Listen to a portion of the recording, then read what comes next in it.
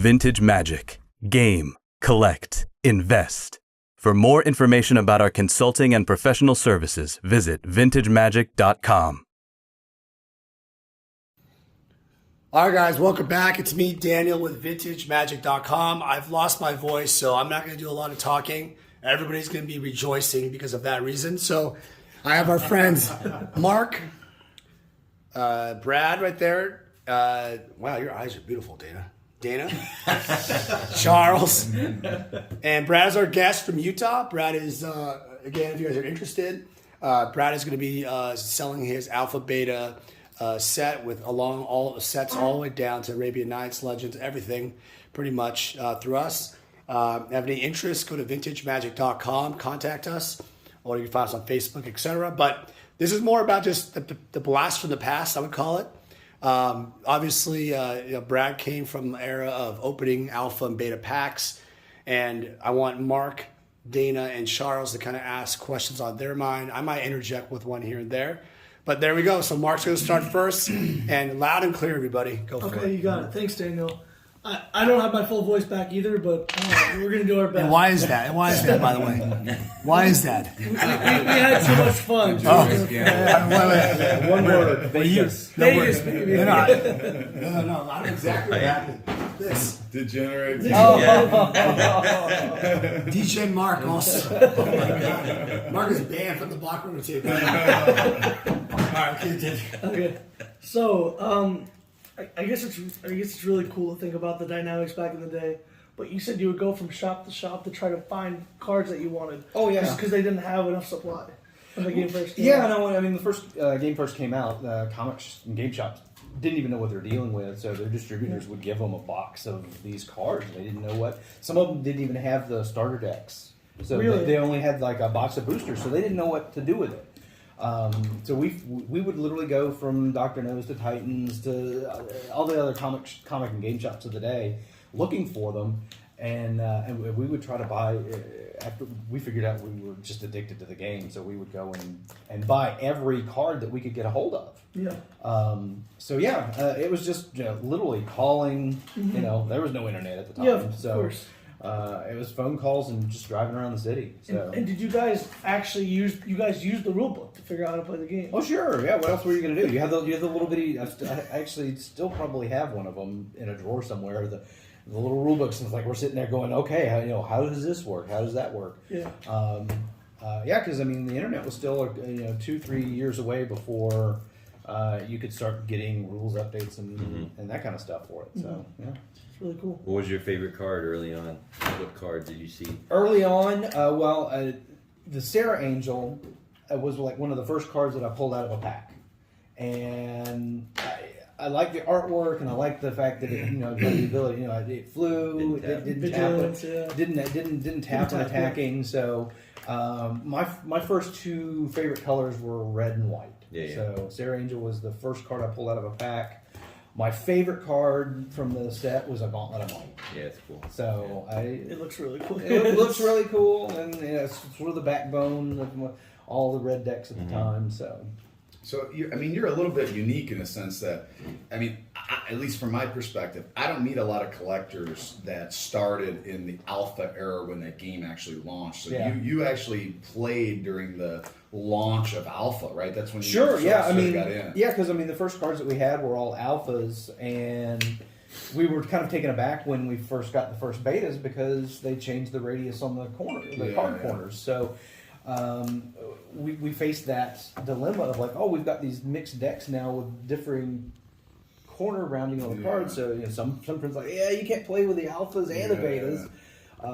So what was that actually like? Because I imagine it's like a new game launches. It's like a completely new game. It's not like it had been in existence like it was for me, where it was already becoming popular. Well, and it started the whole collectible card game genre too. Yeah. So there wasn't anything prior to it. Right, The game mechanics, it was like a pioneer. The game mechanics were new, and we just geeked out on it. So were the stores sold out of packs? Oh yeah, because if they got them in and we found them, we bought them. You bought them all. Yeah. So a box of boosters back then cost $60, $65, $66 because they Wow. were $1.95 a pack originally. Right.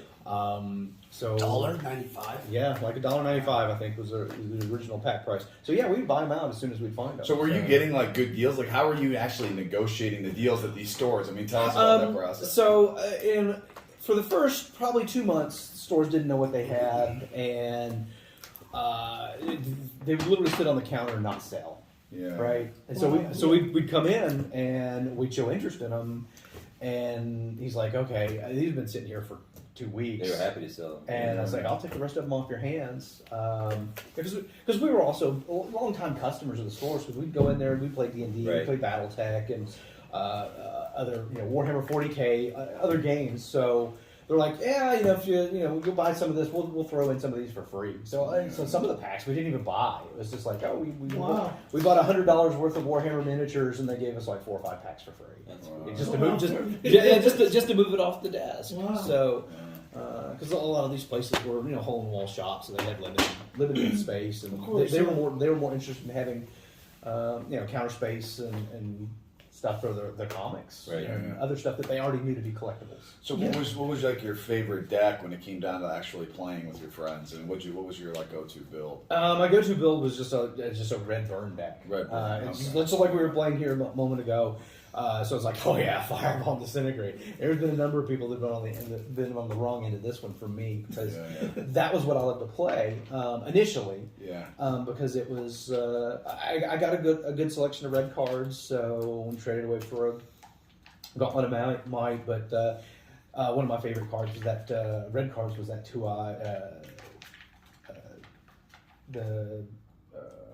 Two-headed giant. Two-headed giant with 4 eyes. two-headed Yeah, giant. I couldn't remember the name of it. And I actually won that in an ante off my friends. Because the game, when it first came out, That was a rare. it had you were supposed to ante a card. Yeah, that So was it's like- part of the Magic game. That was right? part. 'Cause That they was made that cards was, that was used part to of the rule ante, right? set. So Talk about Ante. yeah, so Yeah. we played for ante because that's what it said to do, and so one of the first cards that I won off of friends of mine was that two-headed giant, Right. And then turned around and promptly would beat his rear end with it. So I mean, for the first probably 2-3 months of the game, we played with ante. Wow. And so I won. Well, lost some good cards too. I think I ended up losing my first time walk.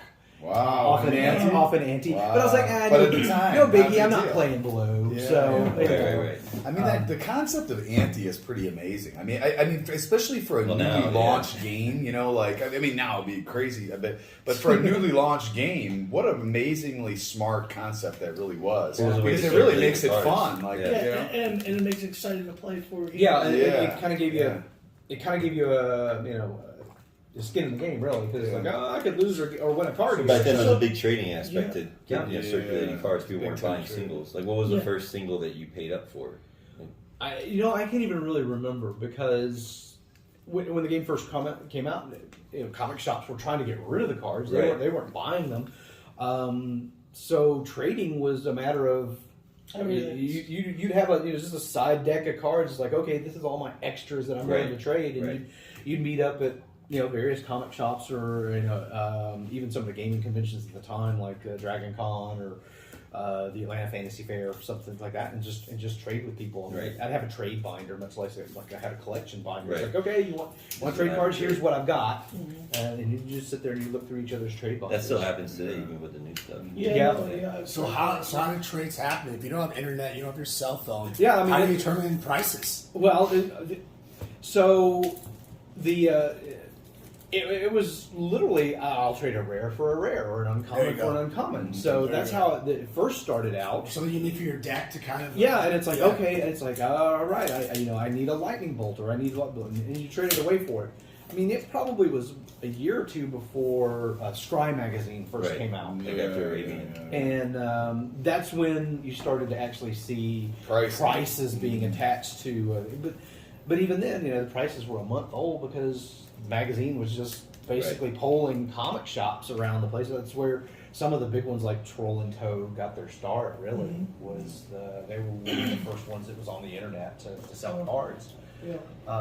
So yeah, I mean, a lot of it was just organic. You traded amongst friends, or at the very most, some of the game shops would start a game night, and people would show up with Magic. So it would all start off with, "Hey, everybody's coming to play BattleTech or Warhammer 40K," and then everybody started getting into Magic cards. Is that where Friday Night Magic came from? Essentially? Yeah, absolutely. Friday Night Magic became part of that because the comic shops were already doing game nights. That was the thing when I was playing. So it wasn't a big leap because they started to see everybody that was coming in to play other games. Everybody had Magic cards. By '95, everybody had cards. So they just started doing Friday Night Magic, and then WotC started to support that, and you started the whole network of it where the game shops would actually get packets of how to host a Friday Night Magic.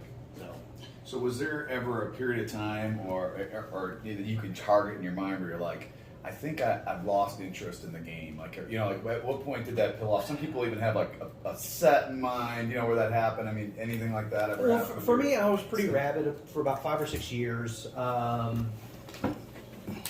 We were really enthusiastic about the initial set. Then they came out with the Arabian Nights, Antiquities, and those were kind of like, yeah, okay, it's like they did a good game, but the follow-up was kind of meh. You didn't like Arabian? I didn't like Arabians or Antiquities all that much, but then Legends came back out, and it's like, yeah, there's a big set, lots of good cards, and big stumpy creatures, and a lot of fun stuff. So it's funny how that's flipped over the years. Now people like the smaller sets more than the bigger ones. Yeah, no, I mean that was the thing is early on I play fire elementals, Sheevan dragons, roar, and then later it was just That's probably everybody's evolution. You start off with the big burn creatures. decks. Well, because you're talking about card advantage and that kind of stuff, and it's like, okay, what's the optimal mana curve for a deck? It's like, okay, 2 or 3 mana. Right. So cards that cost 5, you're not going to put in your deck because you're never going to get there. Yeah. So yeah, it was interesting to see the Evolution. the evolution of the game in terms of what cards were powerful, what weren't. People always talk about the downfall of Magic. Like people said, like Fallen Empires was a downfall. Fallen Empires, Homelands. Yeah, Fallen Empires and Homelands were like meh sets. I survived those because some of the follow-on sets were actually pretty good. I mean, I really liked the Mirage block with Vision and Weatherlight. But Tempest was probably one of my favorite blocks. Right, I enjoy Tempest outside of the initial release. But by the time Tempest rolls around, I was actually kind of a hybrid collector player at that point. Okay. So I was buying cards not only to play but to collect. To finish your sets. Yeah, to finish sets. Like alpha beta stuff? Well, by that time I'd already completed Alpha, Beta, Legends, and so forth. But I was like, what's coming up next? Like, okay, a 350 card set. Comes out. I'm like, okay, I'm going to buy a couple boxes and sit here and trade and try to tribute everything. But for me, what killed it was the introduction of foils. So there's the stuff. Urza stuff. So by that time, and why? Tell us why again. A couple of reasons. One, just from a collector standpoint, it added another chase card to the mix, and I was like, I'm not going to collect 350. It felt gimmicky. It felt gimmicky. But from a player standpoint, the reason it drove me out of the game was because foils, as someone who is colorblind, it made it really hard to read an opponent's deck from across the way because the way the foil it would shimmer. And I couldn't read the cards. So it became tougher and tougher to play, and as foils became more prevalent, it became a bigger thing. So from a physical standpoint, from a game standpoint, but also by that time, I'd gotten married, and the job was cranking up, I just didn't have a weekend to kill playing Magic anymore. So what do you think about this evolution in Magic that went from the set collector, because you were to me when you were talking, you're like the set collector guy. I want to get the whole set. To now, guys are going to I want key cards, I want play sets, things like that. Yeah, I mean, you can see that evolution, and it's even back during the Urza's block, there were still only a few thousand cards, right? Mm-hmm. So now 20 years later, and 3 major releases a year times 20 years is. How many unique cards are there in Magic now? Like 40 or 50,000. 50,000 plus. So it becomes hard to collect for sets. Yeah. Not to mention, Alpha run, total of 4 million cards printed? 2.6. 2.6. Okay, maybe beta was It was 4 like million. 5.2 or something. Yeah. like that. So, but like take the most recent set. How many cards were printed for that? You don't even know. Millions. Yeah, Millions. zillions. Insane. So Now they're doing so many different so variants. so from a collector standpoint, the new cards are dead, right? Right. I mean, new card values are driven at this point by whatever the meta is. Well, it doesn't have the organic collectability. Like Alpha was an experiment; it wasn't meant to be. I mean, they didn't know. They didn't know it was what going to be a happen. success. Yeah, Yeah, exactly. no, I That's mean, why yeah, it's small. Richard Garfield's like, okay, I'm going to spin the wheel here, and found out that I had a big hit on his hands. So Wow, yeah, it's really cool. Did you meet Richard or any of those guys? never did because never really got out of the Atlanta area. So Got yeah, never. And not to mention, I was never a really good player. So friends of mine would always tease me. They're like, "Hey, Brad, are you going to join this tournament?" And I said, "Yeah, I'm going to play." And they said, "Well, I had a reputation of whatever the tournament prize limit ended at, I placed one outside that." The bubble. You're in the bubble. So if the first 10 players got something, I placed 11. If only the top 3, then I would get 4. So, but I did manage to win that international collector set as a tournament prize. That's Oh, cool. like the sealed box. The sealed box set. So what happened? So it was Kennesaw State College at the time hosted a tournament, and there were probably about 100 people that showed up. Okay. Oh, wow. And the tournament coordinator there had a stack of the international collector sets, and that was the prize for winning that tournament. So so that's how I got a hold of that. And then he was going to sell the rest of them, and I got a little eager because at that point I could sense that there was going to be some collectability. Right. And he had a stack of dozen of them, and so I was like, how much are you selling this for? And he's like, I'm selling for $75 a piece. I said, how many will you let me buy? All of them. And unfortunately, when I said that, a little light went on the back of his head. And he's like, maybe I'm not going to sell them after all. Oh, really? So he then held on to them.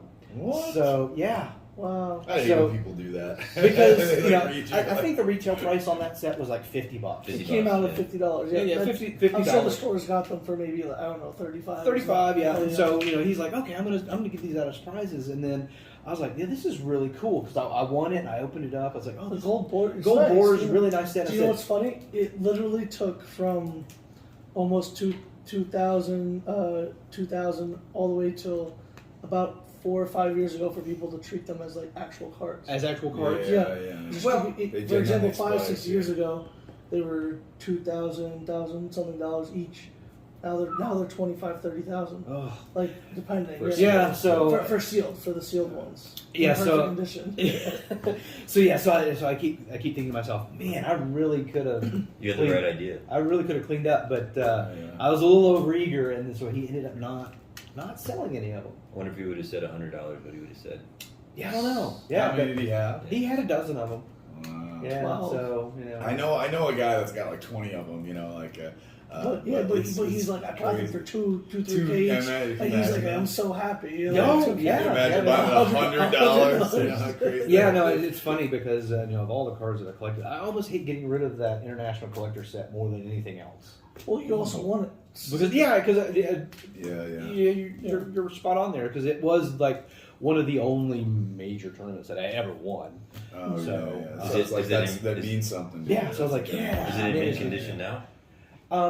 Well, I mean, I cracked it open, and so it's as mint as anything is that's ever been opened. But I You never played with them? I never played with them. Yeah, because so- those get beat up if you play. Yeah, they get beat up, and they're square bordered. So the only way you're going to play with them is if you sleeve But them even then, or they get and dinged even up, then yeah. anything. So yeah, Yeah. no, those went straight into sleeves and stayed in sleeves the whole That's time. I good, had it, yeah. so. All right, well, we have time for one more question each person. So, Charles, why don't you go away? One last question. Know your mind. Kind of put me on the spot there. All right, well, I'll go first because last question.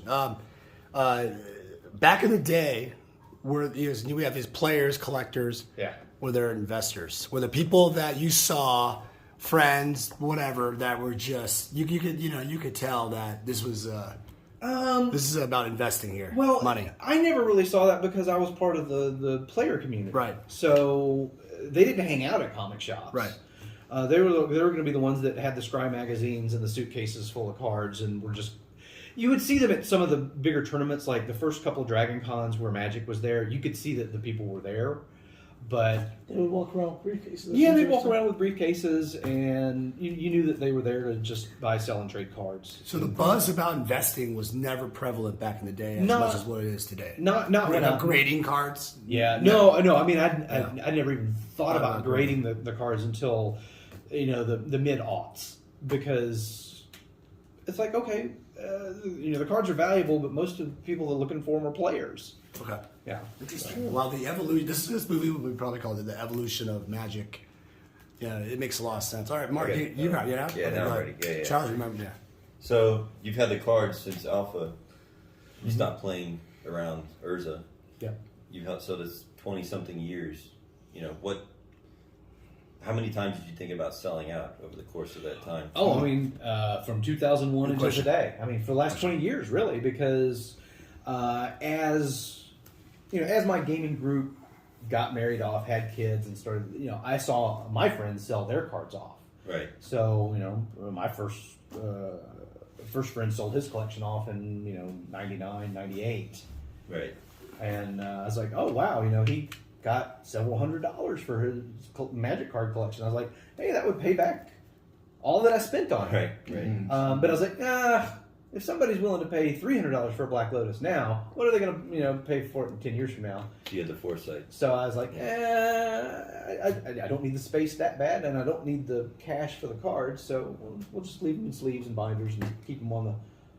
But then 10 years later, now it's 2010. Then Yeah. what are you thinking? Yeah. Well, I mean... Yeah. Yeah, I mean, 2010 was when I first started, because it started to make the news, mainstream media news. Like, somebody would sell a Magic card. It's like, can you believe somebody paid, $3,000 for this piece of painted cardboard? And I was like, yeah, it's called sports card collectibles. They've been around for years. Right. I mean, it's duh. Right. But, as a gaming card collectible, that was a first. And that's when I first started to think, maybe. A lot of the value is tied up to the, how relevant the game is. So Well, yeah. you always have to be thinking about Yeah, that yeah, too. because the game, I mean, Yeah. if the game died out completely, then the collectability of the cards would go down as well. So it was tied to, and I think Wizards of the Coast saw that, because you saw the kind of the pact that they made with collectors with that reserved card list. Right. So Right. yes. So maybe one of your questions would be the reserve list. How about that reserve list? What happened? What changed the world about that one? That's Mark's question. Mark, that's great. All right, Mark, ask questions. All right. Okay. So, No, repeat this. Just repeat Yeah, it. yeah. when did you find out about the reserve list? I mean, they first published it back in '96 or something like that. So they realized that they had a collectible on their hands. I mean, well, heck, it was called a collectible card game, right? Yeah. But then they realized that, hey, collectors were really, really into this, and they got really upset when they started to reprint things. I think a set came out, Chronicles. So white bordered cards that still had the expansion symbols on them. Yeah. And it torpedoed the value of the cards that were reprinted. And so a lot of people that were collecting the cards were like, hey. So Wizards of the Coast basically came up with this list of cards that they promised to never reprint in a functional form. Mm-hmm. I don't think they've added to that list since No. 98 or something. Wow, yeah. No. So it goes. I think it goes up through the Urza block. Yeah. And no card's been added to it since. No. So there's about 500 or 600 cards on that Yeah, list. between that. Mhm. And so that was to kind of preserve the collectability for people. Mm-hmm. And you think that was a good idea, by the way, right? I do, and it was a good business decision for them because it kept the integrity. the integrity of the game. There And was as a collectible. as a collectible. So the people that were into the game early, like I did, and decided that they wanted to invest in it, would still continue to purchase the products, right? Because you don't have that worry of them. They're going to just reprint new ones. Right, And I mean, it's they're like- why am I going to hold on to my old ones? If they're So gonna yeah, reprint no, I new mean, ones? what would happen to the value of the Black Lotus if next year they said, oh, we're It's going to diluted. Yeah, Yeah. it's diluted Yeah. because anybody that just wanted to play with one now could buy Correct. one out of a pack. So. Yeah. So to be clear, your opinion is that if it didn't have the reserve list, what would have happened to Magic? I don't know. I mean, the collectible card. In your opinion, My opinion. it says no reserve list. None. No reserve list. I think the collectability would have tanked. I think the game probably wouldn't be as successful as it is today. Interesting perspective. Okay. Just simply because Wow. it would have remained. Because I think Magic has become more than just a gamer product. Yeah. So I It would mean, have killed the lore. It would have. Yeah. There's like this little mysterious, this mysteriousness. Some people will argue the opposite, that if I think Steve Menendian and Brian Weissman, that's argument, so you guys have watched it when we were in Switzerland and Europe, on a train. We just started talking about the reserve list. Steve Menendian says that he's a famous vintage player, that if you reprint ditch the reserve list, there'd be more players. Everybody would want to play more. It wouldn't be about money or whatever. And Brian's like, well, that would be stupid because you would also affect the collectors, because it's not just a game; it's a collectibility. So How many people actually play vintage? not really that much, Right. Yeah, You kind of look, because when I contacted you about selling the cards, I was like, okay, what are the card values? And because one of the interesting thing was Tempest and Urza was the last block that I had, so I was like, oh, okay, Herald of Sarah, Jester's Cap, these were like really hot cards back then. And now you look at them now, and it's like, oh, you can get one for a buck. Wasn't Menendian's argument debunked with Chronicles? I mean, wasn't that a disaster? Yeah, no. Well, I think Menendian basically, our friend, my Steve, he basically argued that he basically said that if you reprinted the cards, the values of the old cards would still be valuable because of the fact that there's this, nostalgia. It's kind of like a Pokemon card. That's like looking back at it from now. Put yourself back at that time. But Brian's argument was the word patina. You lose the patina or luster of something when because what's so special about Magic is the alpha beta cards, the kind of the innocence, the thing that was not perfect, the imperfect things about collections, right? Life. Yeah, I mean, I don't know how many cards. And when you take that history, away, you take away what you're talking about. Yeah. What you're talking about was just like trading for because it's a rare. Yeah. Oh, I need that bolt because for my red deck, and I don't really give a crap what I give right now. Let's just trade. It's not about money. It's not about that. It's about So it was interesting. What's your question, Dana? Do we have to run out of time? I got a two-part question. One is, real, and probably I'm more interested in the second part of the question, but the first part maybe just have a quick answer for is so why are you selling now? So maybe do real quick, and then the second part of it is why pick Daniel Chang to sell? Oh God, what is this? I thought that'd be a good one. I thought that'd be a good one.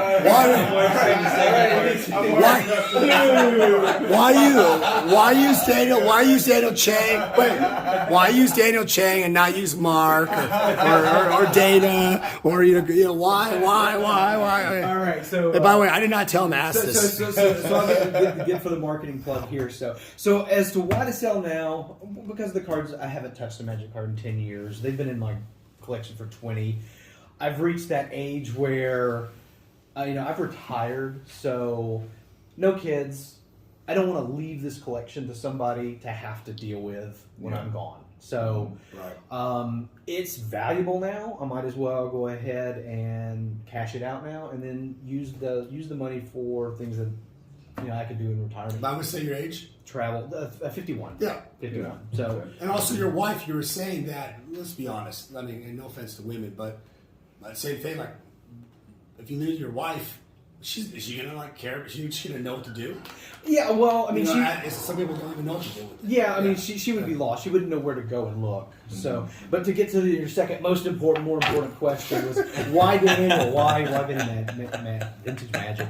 Well, because I searched across the net to try to find some place that would do an all-in-one thing. Because I had looked 5 or 6 years ago about possibly grading the cards myself, selling them on eBay, and that just looked like that was just going to be a serious pain in the ass. Yeah, yeah. It really is. So I had bookmarked you guys probably 4 or 5 years ago, and thought about it then. Noticed that you guys, first of all, you had a large web presence.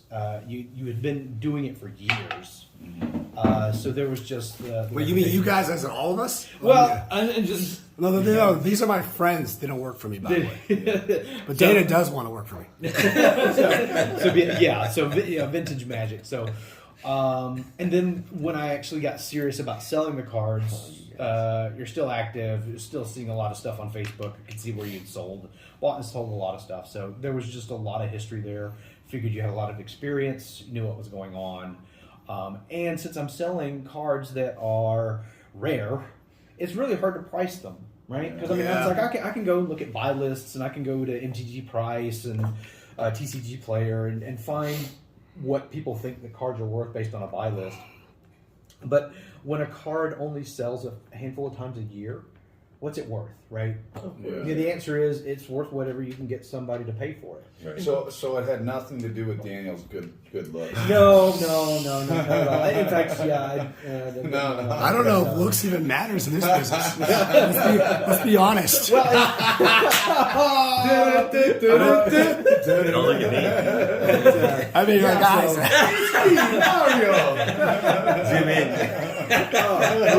Do you want to work with Mario? Or do you want to work with Bruce Lee? Just I have an 8-pack. I have an 8-pack. All right. Kim Jong.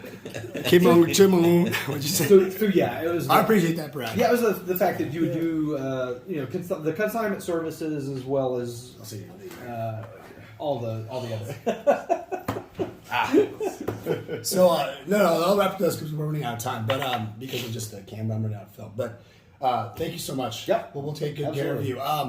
I think what you're trying to say, that actually I get this from a lot of clients, is that it's just a one-stop shop. Yeah, and I know people make fun of me, but because I don't actually use a white glove, but it's called the white glove delivery or whatever. Because the truth of the matter is, I think I'm just taking, I have corporate sales experience. I take that and translate it into like magic, which is corporate white glove delivery or relationship sales isn't unknown in the world. It's been going on forever. Sure. But I've translated and made my wealth and my relationships and business off of relationships. So I think it's a fair question actually, because a lot of people don't understand. They see something online like this guy's just sells high-end stuff. How do I know him? How does it work? Yeah. And I think you're trying. Hopefully someone that sees this video will know that we've worked with people that are from passed away to like estate sales, insurance appraisals, your type of situation. It doesn't matter what it is. We've done it all, and big or small, we've done that. So I hope it gave you some confidence, because literally you're entrusting hundreds of thousands of dollars of collectibles to someone you absolutely do not know. And you have to, obviously, there's a level of risk and obviously a level of reward. And the shirt says it all. Yeah. Louis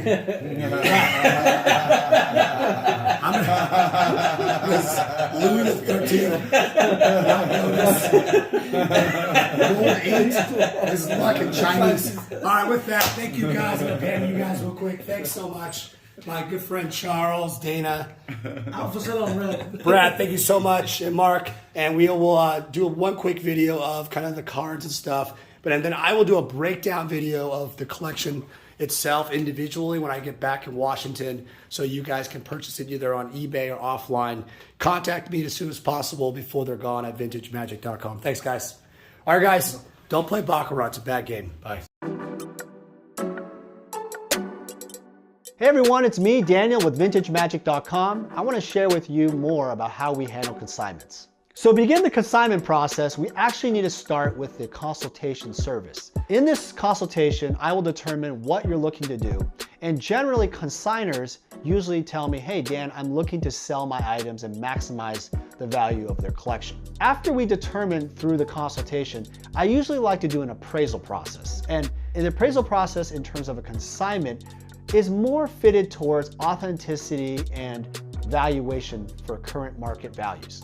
From there, after a contract is crafted and signed, We will then receive the items from you. The reason why our consignment process is very thorough is we also identify cards that could be graded so then they can maximize higher dollar values. So the payment process is very simple. Once we have sold your items, you'll get an updated ledger and we will process payment for whatever form of payment you need. As a consignor, you're gonna experience our white glove service. What that means is I'm gonna personally handle your collectibles from beginning to end. And rest assured, the client that purchases your collectibles will also receive the same white glove service. It's a signature service that I really pride myself on in working closely with my clients. Vintage Magic. Game, collect, invest. For more information about our consulting and professional services, visit vintagemagic.com.